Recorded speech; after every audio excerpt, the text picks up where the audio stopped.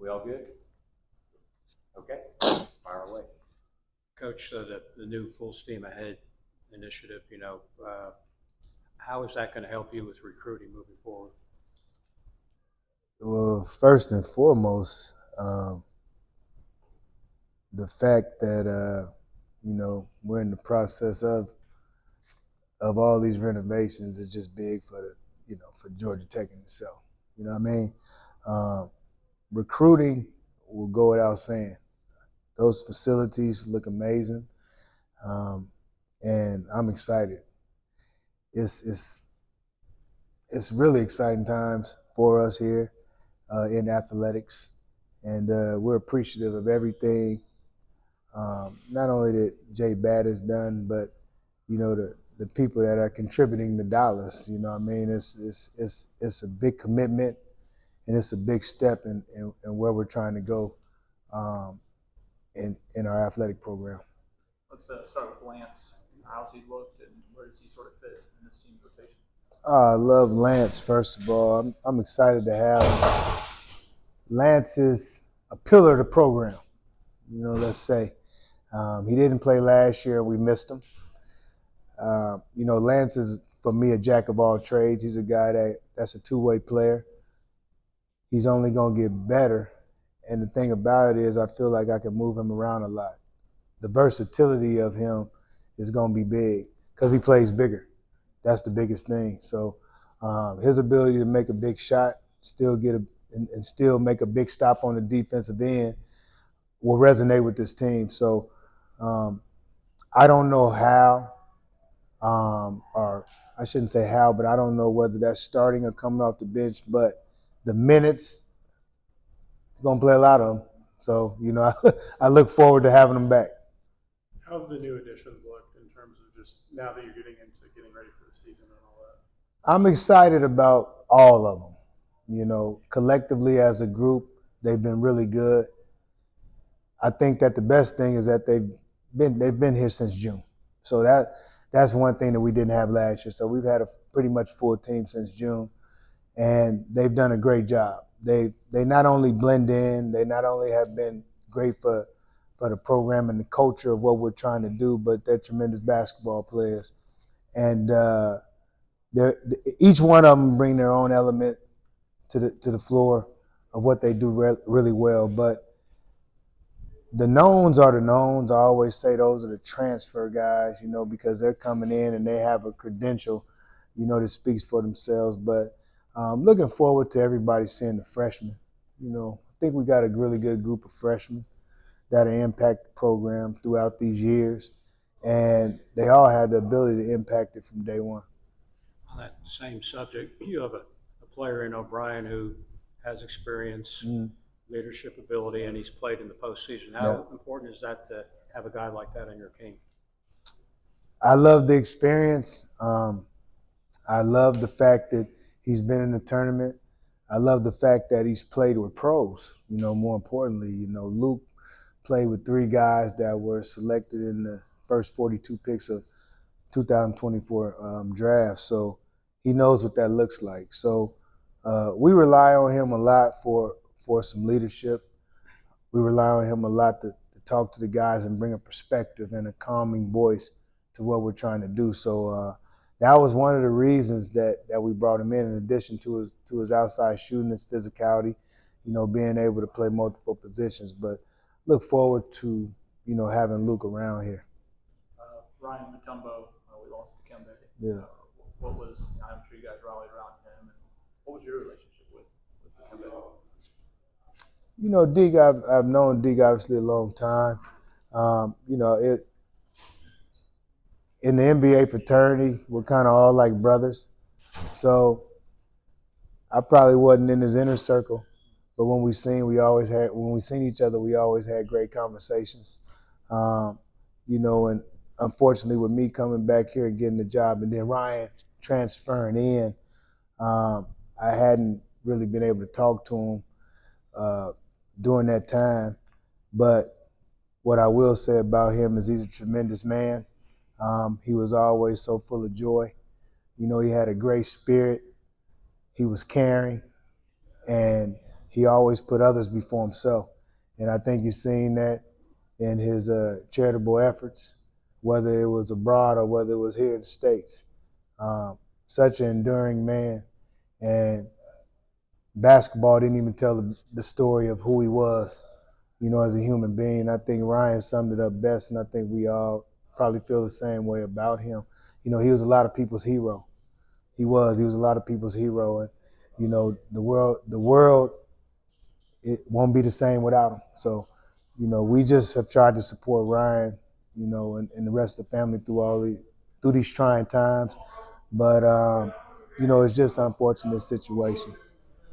In terms of switching gears, when you look at Bai, he got a chance to go home. Obviously, I'm sure that was important to him over the summer.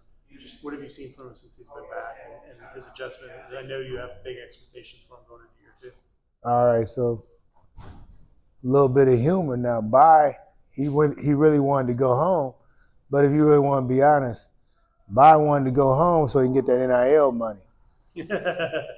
As an I-20 kid, he has to go home and get the money. He can't, he has to go back and he has to touch it back in Senegal. So let's be honest, Bai really wanted to go home and see his family, but 1B, he wanted to go home and get that money.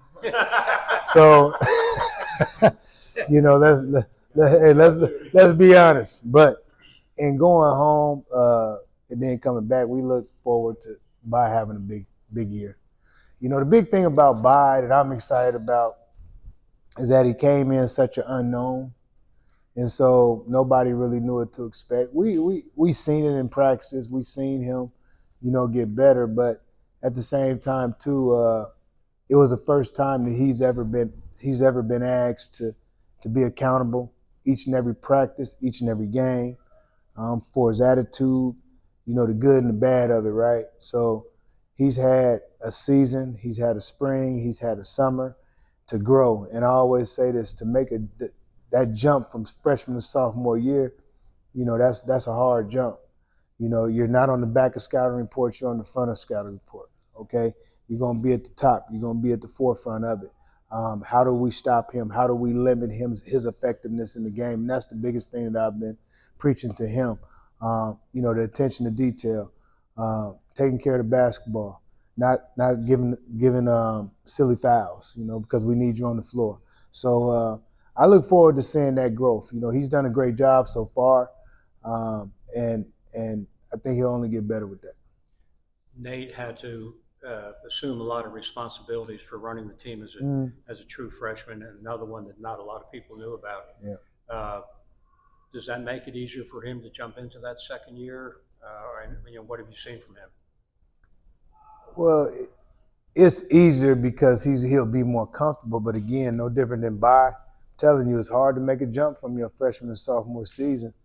You have to come in and you have to work what he's done. And I feel like he'll be better off. I think he's in better shape. He's worked on his body. He's shooting the ball better. And it's funny you even asked that because I just talked about it. I talked about those two guys. Nate didn't even really play for the first 4 games. And then you just put him in the lineup. Right. So now he had the spring, he had the summer. He knows what he has to do. And so for me, with him, it's more mental. It's more, getting his mind wrapped around, okay, I know I got to become a better player, but I also got to become a better leader. Because the guy in his hands, with the ball in his hands, has to become a better leader. And, that's to me, forget the basketball part, the plan. That's where he has to mature. He has to become a better leader. He has to be able to put guys in place. He has to do the thinking for a lot of guys. I'm big on those things. When you put him in, I think it was at Cincinnati, first put him in, were even you a little surprised at what you got almost out of the gate from him? No. No. Because I had told our staff just in the practice he was going to play for us. I just didn't know when.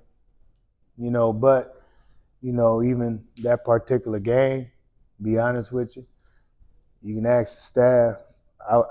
I got on the early bus and I actually went out there and worked with him a little bit because I just wanted to see a couple things. So I had already actually had in my mind I was going to put him in the game. I was, whether we were The game, it happened to be a great game to put him in for his growth, but I was going to put him in anyway. I was going to start easing him in the minutes. Dorian has kind of an interesting game. Like there's not a lot of big guys that have that stretch game, and he's a freshman. Kind of how do you, I guess, work with him to make him maybe a usable part for the season?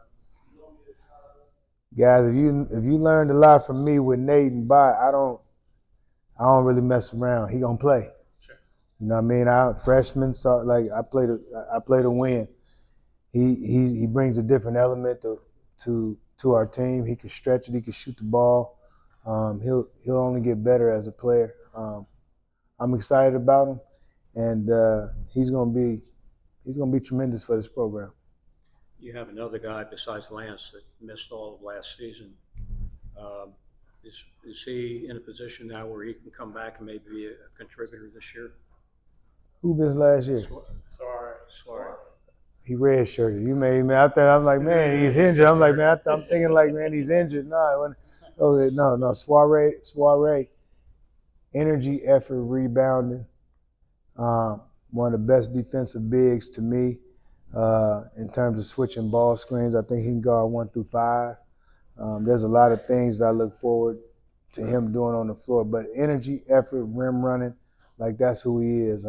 If he's not playing with a high motor, then you're not going to see the best of him. And I've told him each and every day, if you don't play with a high motor in practice, like you might as well go sit down.